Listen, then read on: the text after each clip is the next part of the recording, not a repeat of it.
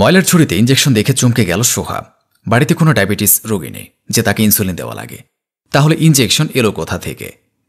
ময়লার ছুরিতে থাকা ইঞ্জেকশন হাতে নিয়ে কিছু ভাবছিল, তখনই তার ননদ নয়না হাজির।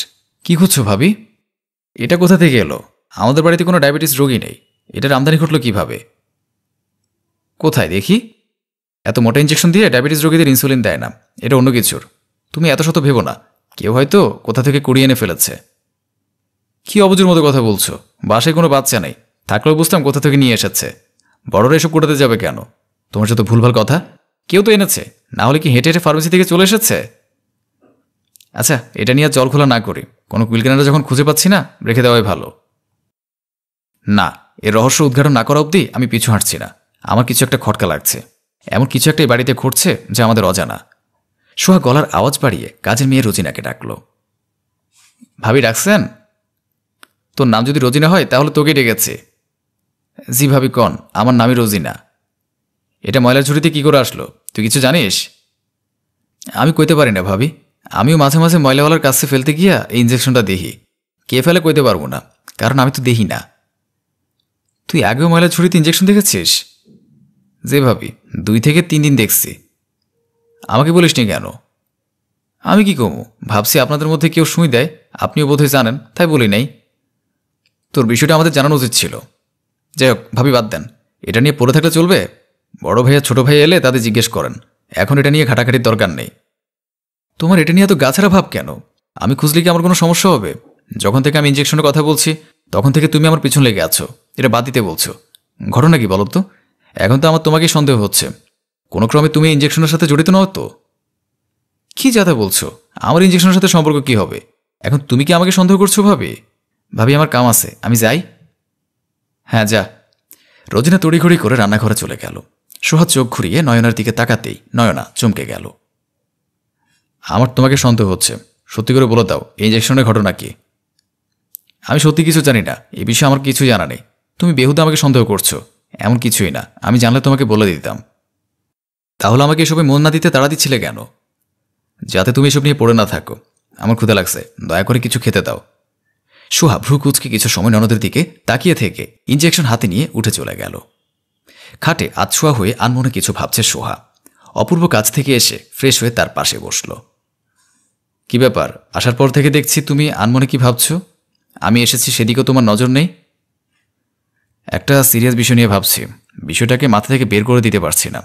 আমার ধ্যান জ্ঞান জুড়ে এখন সেটাই আছে। কি সিরিয়াস ইস্যু, আমাকে বলা যাবে কিছু? নিশ্চয়ই, শোনো তাহলে। আজকে সকালে ময়লার ছুরিতে একটা ইঞ্জেকশন পেয়েছে। ইঞ্জেকশন? আমাদের বাসায় ইঞ্জেকশন দেয় কে? সেটাই তো চিন্তা করছি, আমাদের বাসায় কেউ ইঞ্জেকশন দেয় না, তাহলে এগুলো এলো কোথা থেকে? আসলেই তো, কোথা থেকে এলো? কোনো ক্লু পেলে কি? পেলে কি বসে থাকি? আমার মাথায় হ্যাং হয়ে আছে, ইঞ্জেকশন কোথা থেকে এলো? তুমি তো জানো, আমি যখন কোনো বিষয় নিয়ে চিন্তা করি তার শেষ না হওয়া অবধি আমার পেটের ভাত হজম হয় না। বাড়িতে আমরা মানুষ 4 জন, রোজিনা 2 বেলা রান্না করে চলে যায়। আমাদের 4 জনের মধ্যে কে হতে পারে? তুমি কিংবা আমি কেউ নেই, বাকি রইল আনন্দ, নয়ন। ওদের দুজনের মধ্যে কি কেউ হতে পারে? ওদের দুজনের উপর আমার খেয়াল রাখা উচিত। মাঝে বাবার বাড়ির ভেজালে সংসারের প্রতি ভালো করে নজর দেওয়া হয়নি। আমার একটু বেখেয়ালিতে তোমার সংসারে কি হাল হয় দেখেছ? তুমি সংসারে করতে, তোমার নজর ছাড়া সংসার এলোমেলো তো হবেই। এখন চিন্তা করো না, খুব শীঘ্রই ইঞ্জেকশনের বিষয়ে সুরাহা হয়ে যাবে। তুমি এখন এটা নিয়ে পড়ে থেকো না। তোমরা ভাই বোন যতটা সহজভাবে বিষয়টা নিচ্ছ ততটা সহজ নয়। আমার মন বলছে এর পেছনে বড় কোনো খাপলা আছে। তুমি দেখো, আমি রহস্য উদ্ধার করেই ছাড়ব। করবেই তো, গোয়েন্দা বাপের গোয়েন্দা মেয়ে বলে কথা। এত কিছু সহজে ছেড়ে দেবে বলো? আমার বাপকে টানবে না বলে দিচ্ছি। উনি কি করলো এর মাঝে? আরে রাগ করছো কেন, আমি একটু মজা করলাম। তা জনাবা, আজকে রাতে কি খাবার পাবো? নিশ্চয় জনাব, চলুন আপনার ভাই বোনকে ডেকে নেবেন দয়া করে। সকালবেলা আনন্দ রুমের দরজায় দাঁড়িয়ে উকি মারল। সোহা তখন বিছানা ছাড়ছে। ভাবি, ভাইয়া কোথায়? তোমার ভাইয়া তো কাজে চলে গেছে। কোনো দরকার আনন্দ? হ্যাঁ দরকার ছিল। বলো। আমাকে কিছু টাকা দাও। টাকা দিয়ে কি করবে? দরকার ছিল। আমি বুঝলাম দরকার, কিন্তু কি দরকার তাই বলো। বন্ধুদের সাথে রেস্টুরেন্টে যাব, আমার কাছে পর্যাপ্ত টাকা নেই, তাই ভাইয়ের কাছে এসেছিলাম। সত্যি? হ্যাঁ। সকালের খাবার খেয়েছ? বাইরে থেকে খেয়ে নেব। আজকাল ঠিকমতো খাওয়া দাওয়া করো না, চেহারার অবস্থা কি হয়েছে আয়নায় দেখেছ? তোমাকে দেখে মানুষ ভয় পেয়ে যাবে। কয়েকদিন আগে জ্বর থেকে উঠলাম, তাই শরীরের এই অবস্থা। রাতে ঘুম হয় না, অস্থির অস্থির লাগে। তোমার কাণ্ড কারখানা আমার খুব একটা বেশি সুবিধার মনে হচ্ছে না। কি হয়েছে বলো তো? কাল রাতে খেতে বসে দেখলাম ভালো করে খেতেও পারলে না, সারাদিন রুমে বসে থাকো। খাওয়ার প্রতি এত অনীহা সৃষ্টি হলে কি করে চলবে? ভাবি তুমিও প্লিজ ভাইয়ের মতো বকাবকি শুরু করো না, আমার দেরি হয়ে যাচ্ছে। কয়টা টাকা দাও না, বন্ধুদের সাথে অনেকদিন সময় দেওয়া হয় না। আচ্ছা অপেক্ষা করো, আমি দিচ্ছি। সুহা টাকা নিয়ে এলে সেখানে নয়না উপস্থিত হলো। ওকে কিসের টাকা দিলে ভাবি? দুদিন পর পর এত টাকার প্রয়োজন হয় কেন ওর? সেদিন আমার পার্স থেকে 1000 টাকা মেরে দিয়েছে, আজ আবার ভাবির কাছ থেকে টাকা চাইতে এসেছিস। এত টাকা খরচ করিস কেন? বন্ধুদের সাথে আড্ডা দিয়ে সব টাকা নষ্ট করছিস। কাজকর্ম করে নিজের খরচ চালাতে পারিস না, কত হাত পাতবি? বেশি কথা বলিস কেন? ভাবি আমাকে টাকা দিছে বলে কি তোর হিংসে হচ্ছে? তুই নে, মানা করছে কে? আমি তোর মতো অপব্যয়ী নই, কারণে অকারণে টাকা নষ্ট করি না। তুই দিনকে দিন টাকা উড়িয়ে বেড়াচ্ছিস। ভাইয়ের কষ্ট করে টাকা ইনকাম করে, শুধু শুধু বন্ধুদের নিয়ে টাকা নষ্ট করছিস। চাকরি বাকরি খোঁজ, নিজের খরচ নিজে চালাতে শিখ। দুদিন পর বউ আসবে, তখন কি ভাইয়ের টাকায় বউকে খাওয়াবি? মারবো এক থাপ্পড়। বড় হয়ে গেছে, বড় বড় কথা বলতে শিখে গেছে, যা সর। আনন্দ সাইড কাটিয়ে চলে গেল। দুই ভাই বোনের কথায় সুহা মিটমিট করে হাসছিল। তোমার ওকে টাকা দেওয়া উচিত হয়নি, সেদিন আমার পার্স থেকে টাকা চুরি করেছে।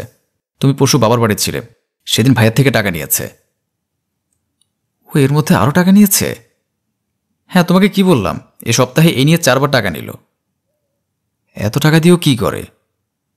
কি করবে? বন্ধু সমাজ আছে না, সেই সমাজের সেবা করে, প্রায় তাদেরকে কাঙাল ভোজ দেয়। সোহা চিন্তিত চোখে নয়নার দিকে তাকালো, তারপর দৌড়ে আনন্দের রুমে চলে গেল। অনেক রাত করে আনন্দ ফিরল। দরজা খুলল কাজের মেয়ে। বাসায় ঢুকে দেখে সবাই জেগে বসে আছে। কি ব্যাপার রোজিনা, আজকে তুমি এত রাতে বাসায় যে? রোজিনা চুপ করে আছে। সবাই একসাথে বসে আছো কেন? তোমায় স্বাগতম করতে। মানে? তোর চোখ এত লাল কেন? কি জানি গিয়েছে, ইচ্ছে মতো চুলকালাম তাই লাল হয়ে গেছে। চোখে কিছু গেলে হেলে দুলে হাঁটতে হয় বুঝি? ঠিকমতো দাঁড়াতে পারছিস না, এত ঢুলছিস কেন? সারাদিন পর বাসায় ফিরেছি, আমি ক্লান্ত। ক্লান্তির কারণে এমন লাগছে, আমার শরীর চলছে না, আমার একটু ঘুম প্রয়োজন। চাইপাস ঘিরলে তো এমন হবেই। চাইফাস বলতে কি বুঝালি? তুমি যা বুঝলে। তোমাদের কি হয়েছে? আমি তো কিছু বুঝতে পারছি না। আমি বোঝাচ্ছি। এটা কি? অদ্ভুত, দেখতে পাচ্ছ এটা একটা ইঞ্জেকশন, আমাকে জিজ্ঞেস করার কি প্রয়োজন? আমরা দেখতে পাচ্ছি এটা একটা ইঞ্জেকশন। তোর রুমে এটা কি করে এলো? তুই ইঞ্জেকশন দিয়ে কি করিস? আমি ইঞ্জেকশন দিয়ে কি করব? সেটাই তো জিজ্ঞেস করছে তোমার ভাইয়া, তুমি ইঞ্জেকশন দিয়ে কি করো? এটা তোমার ঘর থেকে মিলেছে। ও মনে পড়েছে, আমার এক বন্ধুর, আমি নিয়ে এসেছিলাম। মিথ্যে বানাতে হলে পারফেক্ট যুক্তি দিতে হয় ভাইয়া। একটা ব্যবহার করা ইঞ্জেকশন তুই তোর বন্ধু থেকে নিয়ে এসেছিস, যুক্তিটা হাস্যকর হয়ে যায় না? মিথ্যে বলে লাভ নেই, আমি রোজিনার থেকে সবটা জেনে গেছি। আনন্দ চোখ লাল করে রোজিনার দিকে তাকালো। রোজিনা ভয়ে ভয়ে বলল, আমার দোষ নেই ছোট ভাইজান, ভাবি আমারে এমন গাজী বাঘের মতো দোষছে, আমি ডরাই গেছিলাম, তাই সব কইয়া দিছি। তোকে টাকা আমি এর জন্য দিয়েছিলাম? তুই ইঞ্জেকশন ময়লা ছুটিতে ফেলেছিলি কেন? আমি সোজা ড্রেনে ফেলতে বলেছিলাম। যেদিন হালাইতে কইছিলেন, ভাবি আমারে ডাকতে ডাকতে আমার দিকে আইতেছিল। আমি এটা পলানোর লাইগা ঝুড়িতে ফালাইয়া দিছিলাম, ভাবছিলাম পরে ফালাইয়া দমো। কামের চাপে ভুলে গেছিলাম, যখন মনে পড়লো তখন ইঞ্জেকশন ভাবির হাতে পড়ে গেছে। আমি তোকে জানে মেরে ফেলবো। সাহস থাকলে আমার সামনে ওকে একটা আঁচড় কেটে দেখা, থাপ্পড় দিয়ে সব দাঁত ফেলে দেবো। অমানুষ হচ্ছে, ইঞ্জেকশন দিয়ে ড্রাগ নেওয়া হচ্ছে, সেই খবর জেনে যাওয়াই ও আরেকজনকে মেরে ফেলতে চাচ্ছে। ছি ভাইয়া, তোর এত অধপতন হয়েছে? হবে না কেন? সংঘদোষে লোহা বাসে, বখাটে ছেলেদের সাথে চললে এমনই হবে। হ্যাঁ, আমি ড্রাগে আসক্ত, কার কোনো সমস্যা? আমার ড্রাগে শান্তি লাগে। আমার বন্ধুরা আমাকে শান্তিতে থাকার ওষুধ জানিয়ে দিয়েছে, এটা খেলে সকল দুঃখ থেকে মুক্ত থাকা যায়। অপূর্ব সামনে এসে আনন্দকে কষিয়ে একটা থাপ্পড় মেরে বলল, তোর কিসের এত দুঃখ? চাপ দিয়ে পিঠের ছাল তুলে ফেলবো বেয়াদব। ছ্যাফেস গেলে আবার বড় বড় কথা বলা হচ্ছে।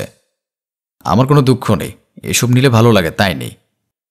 এখানেকে শান্তি যে তোমার কত বড় ক্ষতি করছে তা যদি তুমি বুঝতে, তাহলে আমার বন্ধু নামক শত্রু আর ড্রাগ দুটোকে তুমি বর্জন করতে। কোনো প্রকৃত বন্ধু কখনো বন্ধুকে বিপদে ঠেলে দেয় না। যারা তোমাকে ড্রাগের প্রতি আসক্ত করছে তারা তোমার বন্ধু নয়, ওরা বন্ধু নামের কলঙ্ক। তুই এমন কিছু করবি তা আমি কখনো ভাবতেও পারিনি। ড্রাগ ভালো জিনিসটা ভাই, এটা তোকে পুরোপুরি নিঃশেষ করা না অবধি ছাড়বে না। এটা ধীরে ধীরে তোকে অন্ধকার জগতে ডুবিয়ে দিবে। তুই না চাইতেও অপরাধের সাথে জড়িয়ে পড়বি, তোর নাম আর আনন্দ থাকবে না। এত ক্যাচক্যাচ ভালো লাগছে না, আমার প্রচুর ঘুমে ধরাচ্ছে, আমি যাই, কাল সকালে সব শুনবো। অপূর্ব ক্ষেপে মারতে গেলে সোহা ধরে ফেলল। আনন্দ রুমে গিয়ে ঠাস করে দরজা আটকে দিল। তুমি আমাকে আটকালে কেন? ওকে আমি মেরে বাসা থেকে তাড়াবো। পাগলের সাথে পাগলামি করবে? ওকে বাসা থেকে তাড়িয়ে দিলে এরকম নানা অপরাধে জড়িয়ে পড়বে। ওকে রিহাবে পাঠানোর ব্যবস্থা করো, এটা সঠিক কাজ হবে। হ্যাঁ ভাইয়া, ভাবি ঠিক বলেছে, ভাইয়াকে রিহাবে পাঠাও, বাসে থাকলে কিছু বদলাবে না। ঠিক আছে, তাহলে সে ব্যবস্থাই করি। রোজিনাকে কি করবে? ওর বাড়িতে আজই শেষ দিন, ওকে কাছ থেকে ছাড়াই করে দিলাম, এটাই হলো শাস্তি। পরদিন রোজিনাকে ছাড়িয়ে দেওয়া হলো এবং রিহাবে খবর দেওয়া হলো। সেখানকার মানুষ এসে আনন্দকে নিয়ে গেছে। আনন্দ এখন রিহাবে আছে।